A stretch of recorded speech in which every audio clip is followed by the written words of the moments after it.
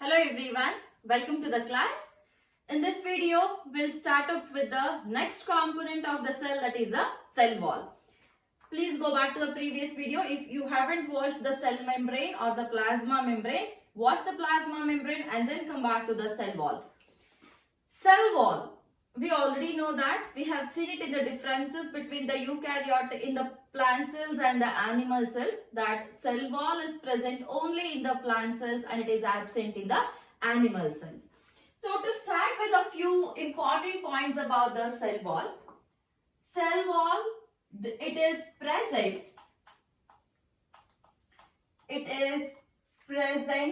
in plants, fungi and a few bacteria. And this, the presence of cell wall in the plants stands as a major difference between the animal cells and the plant cells. Then, coming to the thickness of the cell wall. Thickness is, however, it varies from one cell to another cell. The thickness varies from 0.1 micrometers to around 10 micrometers.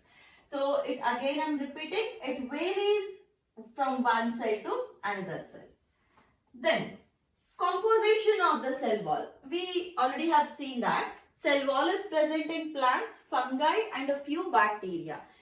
In every type of cell, the composition of the cell wall is different. The composition of cell wall in the plants is different. In the fungi, it is different. In the bacteria, it is different. So, firstly, we'll see it in the plants. In the plants, cell wall is made up of majorly the cellulose and then hemicellulose, then pectin and a few proteins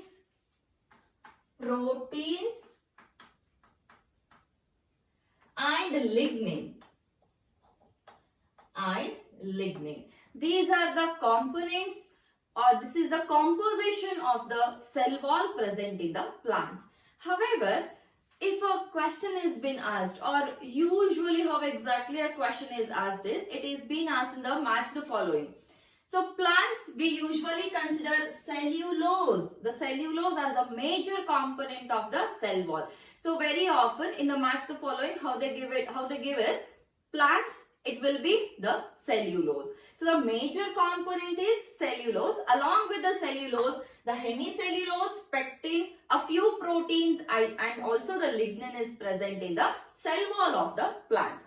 So now, cellulose, it is fine. Coming to the hemicellulose. See, which are the components that are present in the hemicellulose. So there are many other forms of the hemicellulose, and to quote a few forms which are present in the plants, you can actually take arabinose and xylose. Arabinose and xyloses are the two forms of the hemicellulose which can be seen in the plants. Coming to the cellulose, we already know cellulose, it is a homopolysaccharide of the glucose. So remember, it is a homopolysaccharide of the D-glucose molecules. Hemicellulose, it can be arabinose and the xyloses. For the pectin also, sometimes we get to see the arabinose also in the form of the pectin. So, lignin and the proteins. So, this is the composition of the cell wall in case of the plants. Coming to the composition of bacterial cell wall. Bacteria, the cell wall is majorly made up of two components. One is NAD, another one is NAM. Remember these two words, NAD and NAM. NAD stands for N-acetyl glucosamine. N-acetyl glucosamine, and NAM stands for N-acetyl N-acetylmuramic acid. N-acetylmuramic acid. So in the bacteria, it is the NAG and the NAM. NAG stands for N-acetylglucosamine and the NAM stands for N-acetylmuramic acid. This is the composition of the bacterial cell wall. Coming to the fungi. In the fungi, the cell wall is made up of chitin. Fungi is majorly made up of the chitin.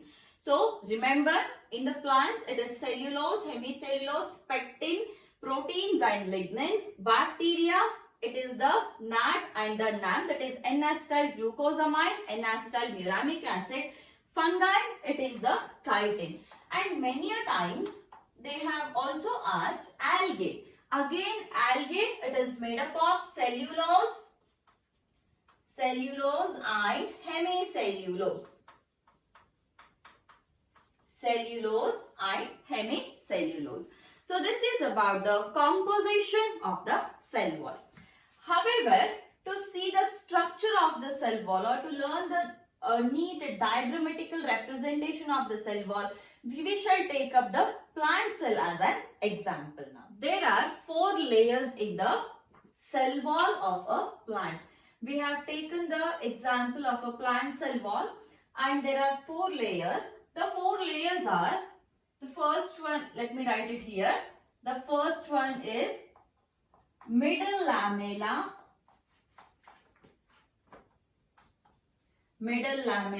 Second one is primary cell wall. And then third one is secondary cell wall. And then the 4th layer is the tertiary cell wall. Middle lamella, primary cell wall, secondary cell wall and the tertiary cell wall. These are the 4 layers of the cell wall. So we shall start with the diagram now. How exactly these 4 layers will make up a cell wall. First one is middle lamella. See, middle lamella is a cementing layer between the 2 neighboring cells. Let's imagine this is a cell A and this is a cell B. So now, in between a cell A and cell B, this is a layer. So this is one cell like this. This is the cell A. I'm just slightly drawing it. This is a cell B. Cell A and cell B. Now, this layer which is in between or which is a cementing layer or a connecting layer between 2 cells is called as the middle lamella. This is the middle lamella. Let me draw it here. I'm just wiping this off because we don't need the cells here. We just have to see the structure of the cell wall. So now, this is the middle lamella. Now, what is this middle lamella made up of? The middle lamella, it is made up of the calcium and magnesium pectates. So, middle lamella, this is a cementing layer between 2 neighboring cells which is made up of calcium and the magnesium pectates. Let me write it here. It is made up of calcium and magnesium pectates. Very, very important. So, very often they have asked one question that whether the pectin is present in the cell wall or no, or whether the pectin is present in the middle lamella. Yes, the pectin is present because it is made up of calcium and magnesium pectates. Remember this. Okay, then this is the first layer which is connecting these 2 neighboring cells. Then coming to the next one, that is the primary cell wall. Primary cell wall, this is made up of, this is how a primary cell wall is present. On the inner side of both the cells. So this is a middle lamella. This side also we have a cell and this side also we have a cell. So this is all the primary cell wall. So I'm just differentiating it with the structures. Okay, so this is the primary cell wall. Primary cell wall. Then after the primary cell wall, we now have the secondary cell wall. Secondary cell wall, it has got 3 layers. So how exactly the secondary cell wall is being drawn? Again on the inner side of the primary cell wall. So this is the first layer of the secondary cell wall. So let me just write it as S1, secondary cell wall layer number 1. And then we have secondary cell wall layer number 2. This is S2. S1, S2 and then S3. S1, S2 and S3. Now, why I have not written it completely? Why I have not joined the cell walls here? Because secondary cell walls usually are not present completely or they are not along the axis. In between there is a gap which we usually call as the pit. This gap is called as a pit. And what exactly the pit is doing? The pit allows the pit will allow the communication between the two cells. How exactly it allows for the communication? Let me draw the layers here also. So this is S1 layer, this is S2 layer and this is the S3 layer on the other side. Similarly, we again have 3 layers here also, S1, S2 and S3, 3 layers each. So I'm just taking this off completely. It is to be understood, this is cell A and this is the cell B. Now, this is S1. Remember, on the inner side we have S1. This is the inner side, S1 and here we have S2 and here we have the S3 present. In between now, these are the pits. What is the importance of the pit? See, through the pit, the connections will run like this. The one which I have drawn here, these are the networks of plasmodesmata. Plasmodesmata. The connections which run between the neighboring cells are the plasmodesmata. So, middle lamella, primary cell wall and now this is the secondary cell wall. This is secondary cell wall and now we have one more layer, that is a tertiary cell wall. Tertiary cell wall is not present always. It may be present sometimes or it may not be present sometimes. However, the secondary cell wall will also be present only at the maturity, when the plant cell attains maturity. So at the maturity, the secondary cell wall has been formed. So during the primary growth phase, only the primary cell wall is present. Only when the plant attains maturity, the secondary cell wall has been formed.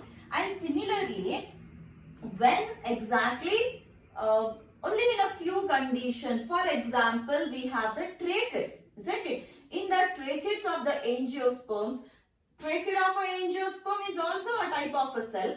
And in only in few specialized cells we get to see the tertiary cell wall, and one such example for the presence of a tertiary cell wall is the tracheids of the angiosperm. So if it is present also, if in case a trachea is present, it is not present completely, it is present like this in the form of the patches.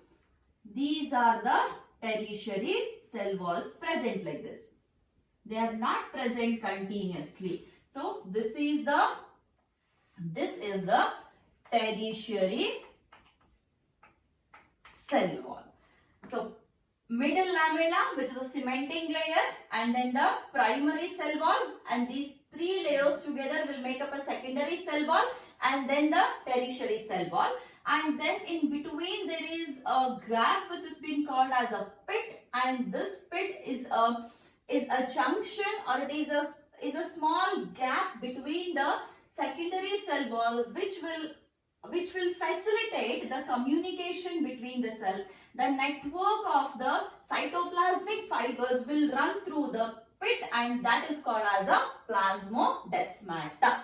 Okay, so this is a structure of the cell wall.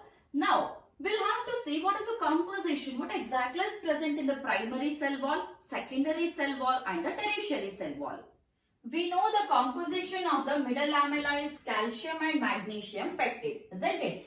Coming to the composition of the primary cell wall. Primary cell wall, it is made up of cellulose, and then hemicellulose. I'm just writing the short forms now.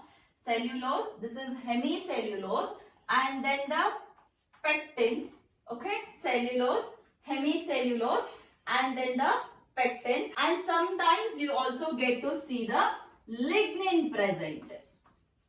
Lignin. So cellulose, hemicellulose, pectin as well as lignin is present in the primary cell wall. Coming to the secondary cell wall. What is the composition of the secondary cell wall? Again it is cellulose, first one, hemicellulose, and then lignin is present. Along with the lignin, we don't have the pectin here. Instead of pectin, here we have the xylem present. Xylem. Secondary cell wall, cellulose, hemicellulose, lignin and the xylem is present. Coming to the tertiary cell wall. The tertiary cell wall here, this is purely made up of cellulose. Remember guys, the tertiary cell wall is purely made up of the cellulose. So this is about the composition of the cell wall as well as the structure of the cell wall. Now moving on to the functions of the cell wall. What exactly is the function of the cell wall? The first function, let me write it here. Functions. The first function of the cell wall is to give a proper shape to the cell. The first one is a shape, and along with the shape it also gives the protection to the cell. The first one is it maintains proper shape and it gives proper protection to the cell. Then second one is it facilitates cell to cell interaction. See, we have drawn this plasmodesmata, right? So what does the plasmodesmata does? It mainly facilitates the communication between the cell, isn't it? So it facilitates cell to cell interaction.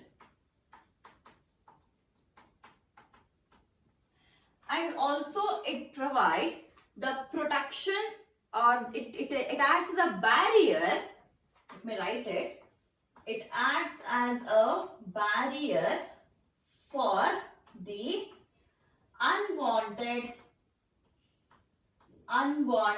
molecules. It will not allow the unwanted molecules to enter the cell.